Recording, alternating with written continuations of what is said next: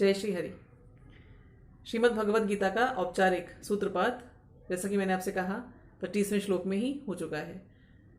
श्री कृष्ण जो अर्जुन की सारथी की भूमिका को स्वीकार करके महाभारत के उस रण में आए हैं, इन्होंने अपना पहला कथन बोला और वो कथन था पार्थ पश्यैतान समवेतान कुरुन।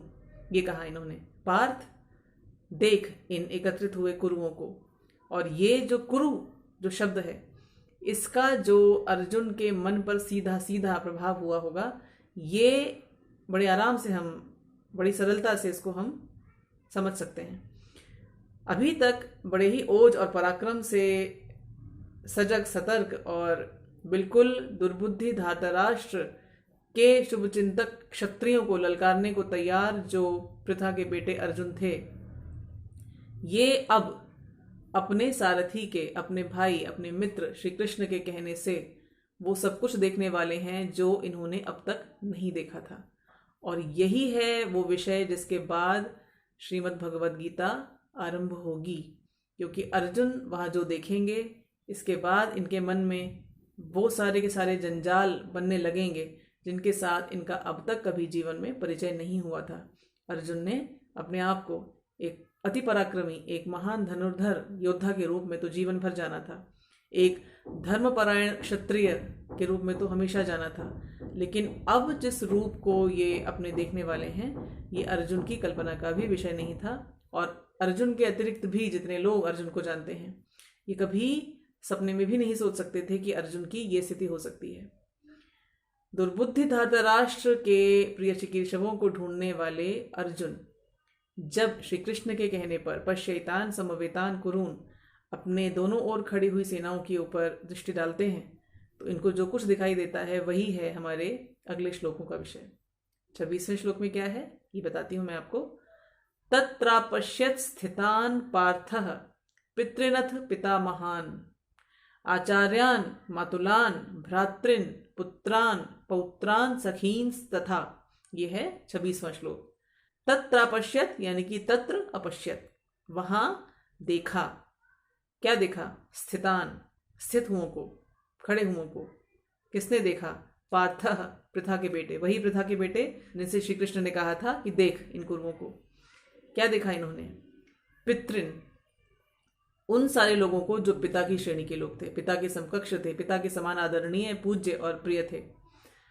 और अथ का अर्थ है अब, यानी कि श्री कृष्ण के इस कथन के बाद अब अर्जुन दृष्टि डालते हैं तो ये देखते हैं।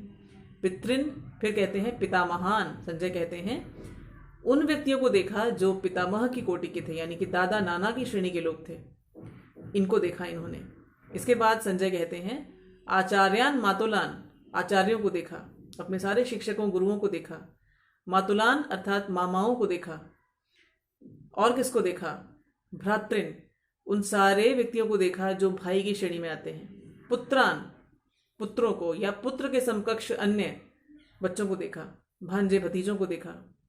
पौत्रान, उन व्यक्तियों को देखा जो अर्जुन की तीसरी पीढ़ी के लोग थे, यानी कि उनके पोतों की श्रेणी के जो लोग थे, उनको देखा इन्होंने। सखीन तथा, अपने सखाओं को देखा, अपने मित्रों को देखा। अब आते हैं 27वें श्लोक पर। श्वशुरान सुहृदश्चैव सेनयोरुभयोरपि तान समीक्ष्य स कौन्तेयः सर्वान बंधून अवस्थितान। श्वशुरान यानी कि अभी वही संजय धृतराष्ट्र को बता रहे हैं कि ये जो पार्थ हैं यानी पृथा के बेटे, ये क्या देख रहे हैं? श्वशुरान सुहृदश्चैव, ससुरों को, यानी कि अपने और अपने भाइयों के संबंध से जो भी ससुराल पक्ष के जो पिता तुल्य ससुर पद के लोग हैं, इनको चैव यानी कि और इनके साथ साथ सुहृद, अपने सुहृद लोगों को देखते हैं ये, यानी कि अपने शुभ चिंतकों को देखते हैं। तो जब ये देखते हैं तो अपने ससुरों को और अपने शुभ चिंतकों, इनको ही देखते हैं। चैव कहाँ देखा?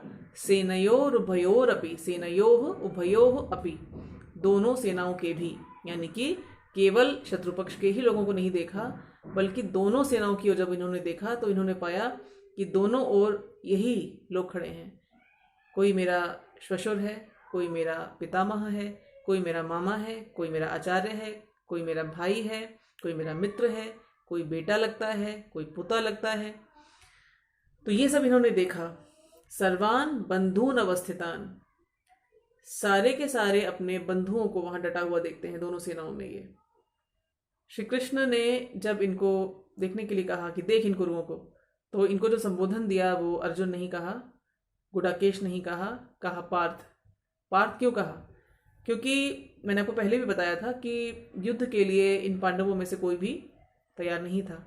लेकिन जब हर प्रकार की संधि वार्ता, हर प्रकार की शांति वार्ता विफल हुई और कोई और ऐसा कोई मार्ग ही नहीं बचा कि जिसके सहारे धर्म की रक्षा की जा सके, और क्षत्रिय होने के नाते इन पांचों भाइयों के पास कोई और विकल्प ही नहीं था, तब कुंती ने श्री कृष्ण को अपना दूत बनाकर अपने पुत्रों के पास भेजा था और ये कहा था कि जाओ और उनसे जाकर ये कहना कि जिस दिन के लिए क्षत्रिय माता अपने पुत्रों को जन्म देती है, अब वो समय आ चुका है।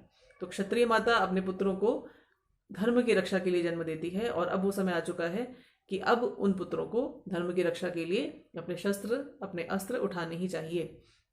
तो ये जो संबोधन देते हैं श्री कृष्ण अर्जुन को, ये वही स्मृति को वापस उन्हें याद दिलाने के लिए कि तुम पृथा के बेटे हो, तुम कुंती के बेटे हो, और तुम्हारा धर्म यही है कि तुम अपनी माता की आज्ञा का पालन करो।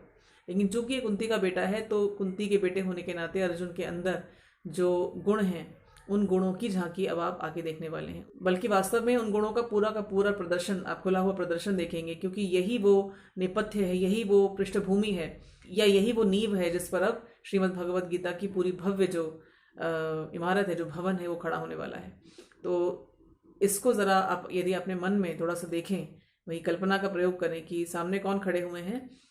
जब अर्जुन आते हैं पूरे अपने शस्त्र ताने हुए और वाद्य बज रहे हैं, और इनकी स्फुरना से, इनकी इंस्पिरेशन से, इनके मोटिवेशन से जो किसी भी व्यक्ति के अंदर ओज भर जाए, किसी भी व्यक्ति के अंदर जोश आ जाए, ऐसे में ये क्षत्रिय योद्धा जो अपने पराक्रम के लिए, अपने ओज के लिए, अपनी धनुर्विद्या के लिए जाना जाता है, अपने धर्म परायण चरित्र के लिए जाना जाता है, ये जब जाता है दोनों सेनाओं के बीच में, तो ये देखता है जो दृश्य, उस दृश्य में से ये दिखाई देता है कि सर्वान बंधुन अवस्थितान, ये तो इधर भी और उधर भी दोनों ओर बंधु ही बंधु खड़े हैं।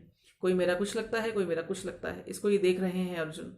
और इस स्थान पर यदि आप अपने आप को थोड़ी देर के लिए कल्पना करें, तो आप समझ पाएंगे कि क्या बीतेगा इनके मन पर। अब इस दृश्य को देखकर इनके मन पर क्या बीतेगी, क्या होगा अर्जुन का हाल, कैसी स्थिति में अर्जुन अब अपने आप को पाएंगे। ऐसी स्थिति में पाएंगे जिसे अर्जुन ने कभी कल्पना में भी नहीं सोचा था।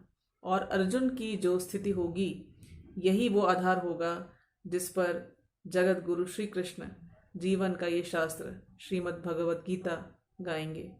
तो आगे के श्लोकों में क्या होता है, ये हम आगे की वीडियो में देखेंगे। जय श्री कृष्ण।